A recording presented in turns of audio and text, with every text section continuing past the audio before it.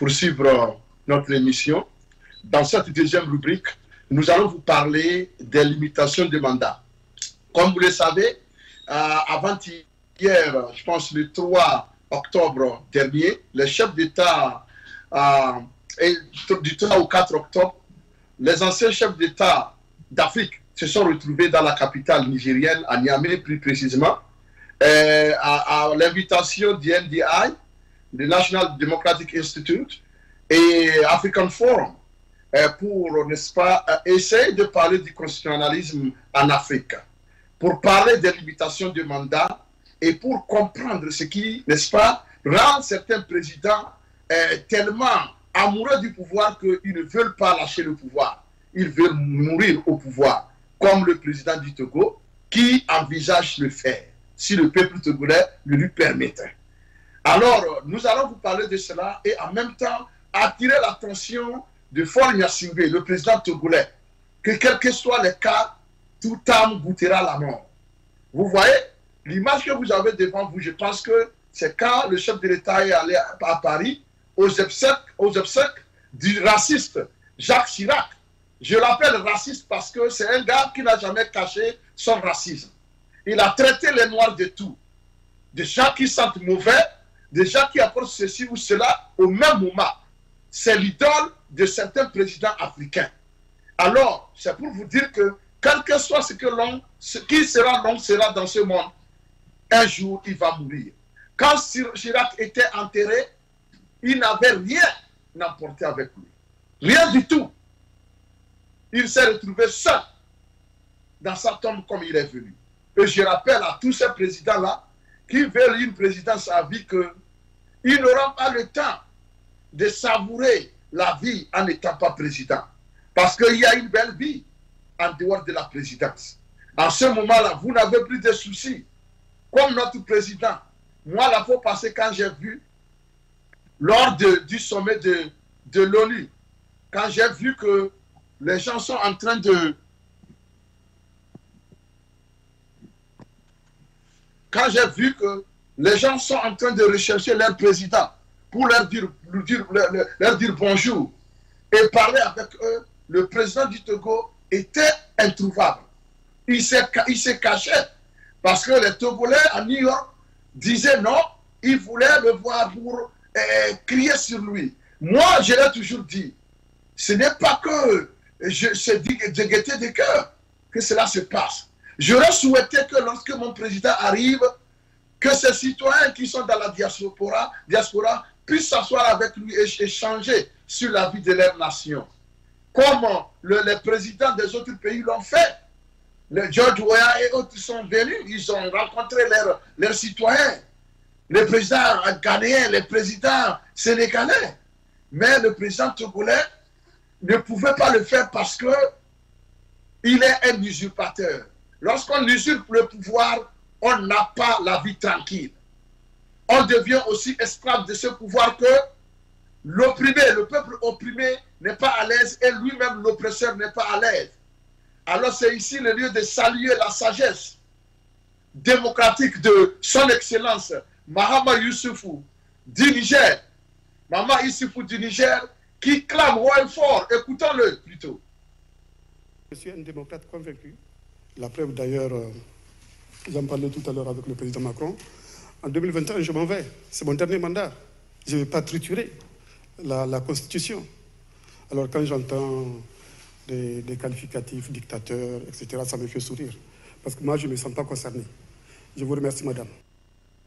Maman Youssoufou qui a rejeté toute tentative de le convaincre à briguer un troisième mandat. Il dit non. Je ne suis pas le seul à pouvoir diriger le pays.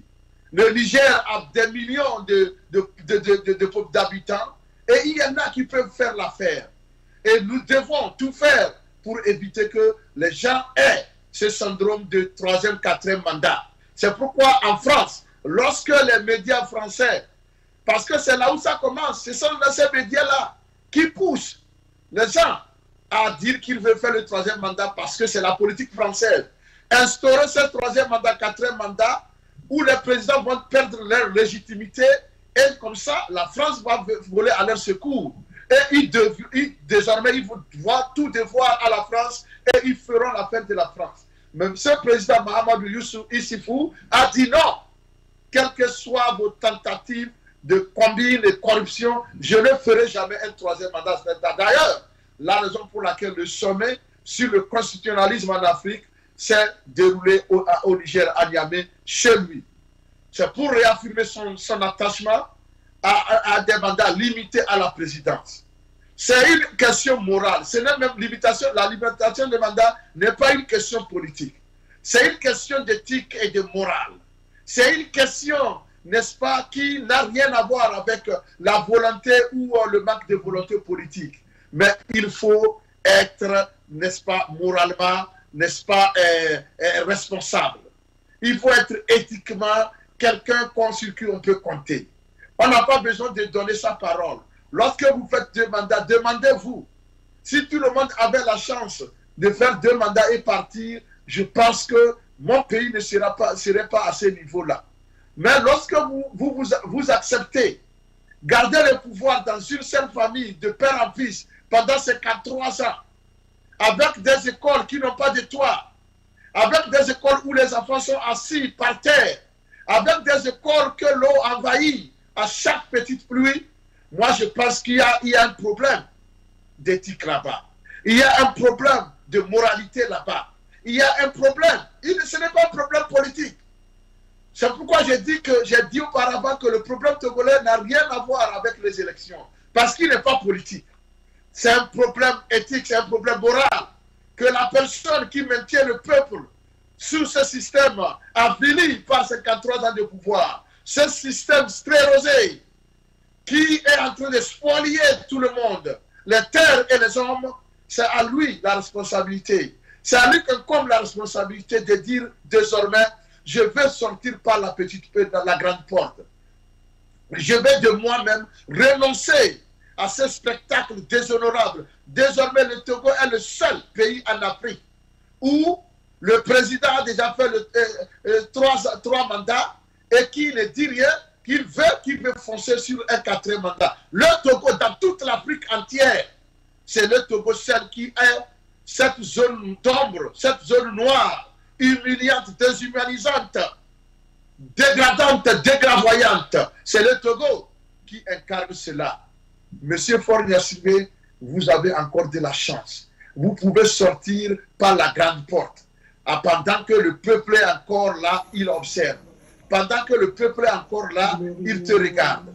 Parce qu'il vous regarde. Parce que le jour où il va dire, il est temps, vous allez être surpris par la réaction de ce peuple.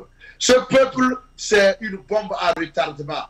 Monsieur, je vous le répète, le peuple togolais, ce qu'il a subi est devenu une bombe à retardement. Et il ne faut pas le forcer à exploser. Parce que ça ne va pas être bon. Vous vous souvenez? Ce qui a amené lui, n'est-ce pas, Louis XIV et autres. Ou bien, vous vous souvenez? Ce qui a amené Louis XVI et autres. Ce n'est pas à quitter le pouvoir dans les conditions que tout le monde sait. Tout le monde connaît les conditions. Il a suffi que la goutte d'eau déborde le vase, que le peuple, les mêmes nus, ont pu saisir ces dictateurs-là, ces oppresseurs, ces monarques. Et vous connaissez leur sort. Et qui dit de Ceausescu? Parlez de la Roumanie encore. Nous pensons, nos mémoires sont encore c'est pas, nos mémoires sont encore fraîches. Nous sommes encore là. C'était dans les années 80. C'est le même peuple qui l'a dirigé pendant 30 ans, qui l'a maltraité.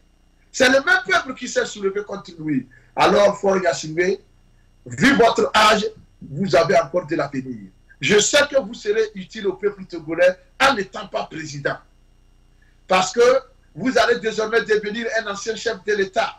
Et vous allez rejoindre le club de Goodluck Jonathan. le club des présidents du Bénin, Nicéphore Dieudonné Soglo, vous allez rejoindre leur club, de l'ancien président du Niger, et bientôt de l'ancien président du Niger aussi, Maman Youssoufou, qui est prêt à partir, de l'ancien président de la Centrafrique. Vous allez rejoindre leur club et vous allez mener une belle vie. Même Kabila, qui a été forcé à partir, lorsqu'il a entendu par finalement raison, Kabila se promène aujourd'hui sans garde de corps. Il est peinard. Monsieur Faure, je vous le souhaite. Moi, comme je l'ai toujours dit, peut-être qu'il faut comparer l'amour que j'ai pour vous et l'amour que ces gens-là qui sont autour de vous aujourd'hui ont pour vous. Je peux dire que mon amour va peser plus que leur amour. Parce que au moins moi, je suis en train de vous éviter les tourments infinis de la colère du peuple. Alors qu'ils sont en train de vous noyer vers et maintenir vers, c'est pas dans l'espace, ils sont en train de vous maintenir dans la colère du peuple et vous allez subir la foudre de ce peuple, tôt ou tard. Alors, je suis en train de vous demander de prendre humblement une décision. Cela n'est pas une faiblesse. Vous serez les héros de cette nation. Lorsque vous allez vous dire, pour l'amour de la nation, l'amour que vous avez dit, vous avez pour le Togo, pour cet amour-là, vous dites clairement que je me retire et j'organise une transition afin d'amener des institutions fortes pour pouvoir organiser des élections libres et transparentes. Vous aurez rendu un service inoubliable à la nation et vous serez chanté comme un héros. Mais en dehors de ça, vous entêtez parce que les courtisans, qu'ils soient blancs ou noirs, sont en train de vous dire que non, restez au pouvoir à vie. Je ne suis pas en train de les voir vous aider. Ils sont vos fossoyeurs. Ils sont vos ennemis. Il faut les combattre. Et vous et moi, nous allons les combattre ensemble. Parce qu'ils ne vous disent pas la vérité. Du moment où vous allez vouloir annoncer que vous n'allez plus écouter ces gens-là, vous me trouverez à vos côtés pour combattre ces criminels qui vous entourent.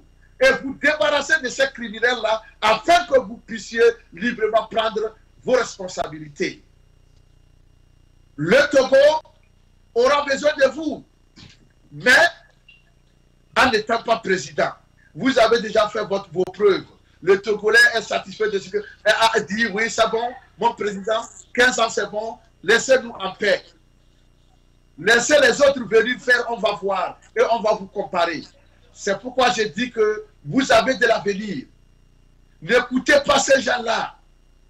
Ils sont en train de vous induire en erreur. Qu'ils soient blancs, aux pieds noirs, ou bien qu'ils soient noirs, aux peaux blancs, je ne sais pas, qu'ils soient noirs, au masque blanc, je vous le dis. Ils sont vos ennemis. Ils sont mes ennemis. Et ensemble, nous pouvons former une équipe pour les combattre. Parce que tous ceux-là qui veulent le malheur du peuple doivent être ennemis à quelqu'un qui aime le peuple.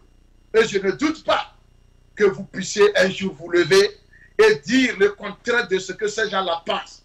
Parce que vous êtes comme un bouclier pour eux. Ils vous utilisent comme bouclier pour commettre leurs crimes. Ils vous utilisent comme leur bouclier pour, n'est-ce pas, voler l'argent du public. Ils vous utilisent comme leur bouclier pour opprimer leurs voisins. C'est ce qu'ils font au fait, M. Faure Gnassingbé. Est-ce qu'il faut encore parler plus fort pour que vous m'entendiez? Alors je vais crier. Ils sont vos ennemis. Ne les écoutez plus. Et je répète, M. Faure, le problème du Togo, la solution du problème du Togo ne se trouve pas dans les élections. Quel que soit celui qui les organise, ce n'est pas ça. Alors je demande aux gens de se détromper et de nous laisser respirer. Nous avons dit cela. Alors tous ceux qui se situent désormais dans la logique des blancs au 4e mandat de Faure, ils vont me trouver avec eux. Je pense que la C14 vient de poser les bases. Lorsque, durant leur conférence de presse, ils ont demandé au chef de l'État de renoncer au 4e mandat, c'est une façon polie de dire non au 4e mandat de Faure. Et moi, je mets ça dans le panier de nous qui disons non au 4e mandat de Faure. Désormais, la C14 dit non au 4e mandat de forme, comme nous le disions depuis. Alors, peuple togolais, nous sommes en train d'avancer. Et je demande à tout homme épris de paix et de justice qui veut vraiment la libération de ce pays à rejoindre le rang de ceux-là qui disent non au 4e mandat de forme. Quand ils disent renoncer ou non, c'est la même chose. Au finish, c'est que Faure ne doit pas être candidat. C'est tout. Et alors, ensemble, on verra ce qu'il faut faire. Aux problèmes politiques, trouver des solutions politiques. Aux problèmes éthiques et moraux, trouver des solutions éthiques et morales. Et pour le Togo, moi je pense que le problème est plus qu'éthique, il est plus que moral et non politique. Parce que c'est une question de bon sens. C'est une question, n'est-ce pas, du sens, de partage que l'Africain est reconnu. Dans l'Africain, n'est-ce pas, est champion, reconnu champion, être champion. Alors, d'où est-ce que nous trouvons ces stratégies-là ou ces choses-là? Alors non, ça ne marche pas. Pour terminer, je vais rappeler tout pour terminer que la seule stratégie au Togo aujourd'hui, on n'a pas de stratégie au Togo pour amener l'alternance au Togo. Il n'y en a pas 3. Les gens peuvent me parler de plan A, plan B. Non, nous n'avons qu'une seule stratégie. Et la stratégie qui marche, c'est la seule.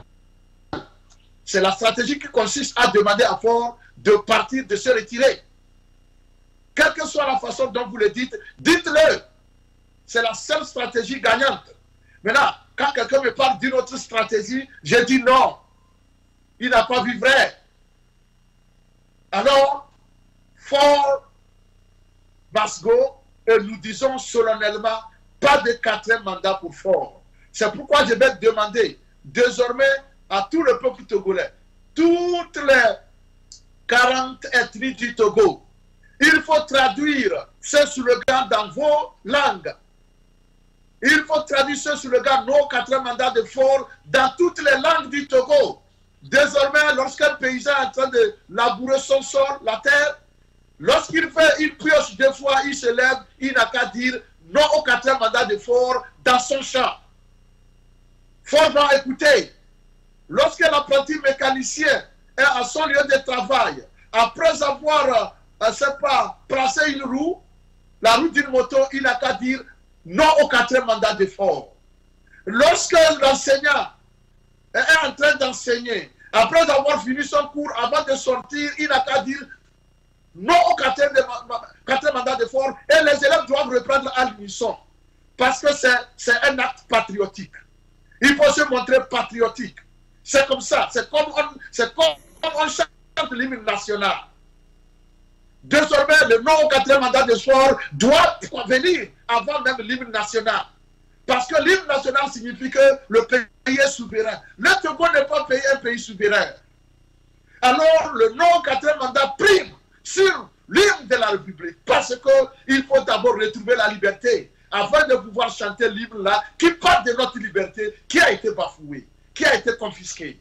Alors, désormais, je demande à mes parents, vous n'avez pas besoin de parler la langue du colon qui nous a été imposée pour dire non au 4e mandat de Faure. Dites-le dans la langue que vous parlez. J'ai tracé la ligne, que ce soit dans le champ, dans votre champ, que ce soit à l'école, que ce soit au lieu de travail. Désormais, tout le monde n'a qu'à dire non au 4e mandat de Faure. Lorsqu'une famille se retrouve à table pour manger, après avoir prié, remercié le Seigneur, avant de manger, dites non au 4e mandat de Faure. Je vous remercie.